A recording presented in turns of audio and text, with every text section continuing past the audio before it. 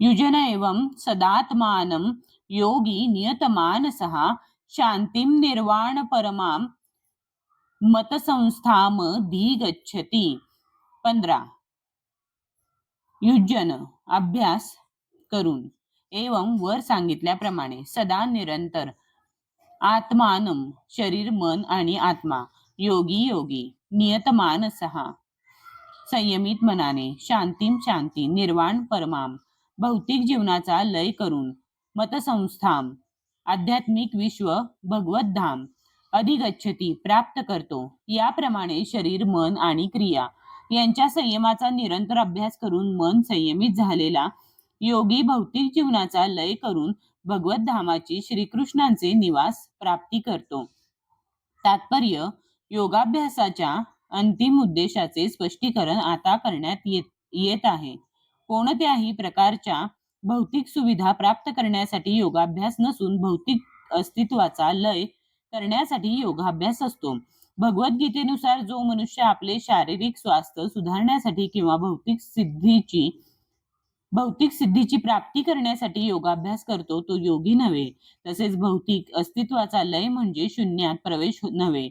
हे शून्यत्व म्हणजे केवळ एक कल्पना आहे. भगवंतांच्या सृष्टीमध्ये कोठेही शून्य नाही. उलट भौतिक अस्तित्वाच्या लयाने मनुष्याला आध्यात्मिक विश्वात भगवत धामात प्रवेश करणे शक्य होते. भगवत धामाचेही स्पष्ट वर्णन भगवद्गीतेत करण्यात आले आहे.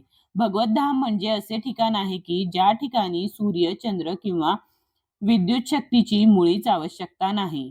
भौतिक विश्वातील सूर्याप्रमाणेच आध्यात्मिक जगतातील सर्व ग्रहलोक हे स्वयंप्रकाशित आहेत. भगवंतांचे राज्य हे सर्वव्यापी आहे, परंतु आध्यात्मिक विश्व आणि त्यातील ग्रहलोक यांना परमधाम असे म्हटले जाते. स्वतः भगवंतांनी या ठिकाणी सांगितल्याप्रमाणे मच्चित मतपरहा मतस्थानम, ज्याला श्रीकृष्णांचे पूर्ण ज्ञान आहे असा एक परिपूर्ण योगी वास्तविक शांती प्राप्त करून अंततः त्यांच्या परमधामाची कृष्णलोक किंवा गोलोक वृंदावनाची प्राप्ती करतो. ब्रह्मसंहितेमध्ये 5.37 सांगण्यात आले आहे की गोलोक एव निवसत्य खिलात्म भूतः. भगवंत जरी आपल्या गोलोक धामामध्ये नित्य निवास करीत असले तरी आपल्या श्रेष्ठ आध्यात्मिक शक्तीद्वारे ते सर्वव्यापी ब्रह्म आणि अंतर्यामी परमात्मा म्हणून सर्वत्र उपस्थित असतात. श्रीकृष्णांच्या किंवा त्यांच्या विस्तारित विष्णू रूपाच्या योग्य ज्ञाना वाचून कोणीही आध्यात्मिक विश्वात, वैकुंठ लोकात किंवा भगवंतांच्या शाश्वत धामात गोलोक वृंदावन प्रवेश करू शकत नाही.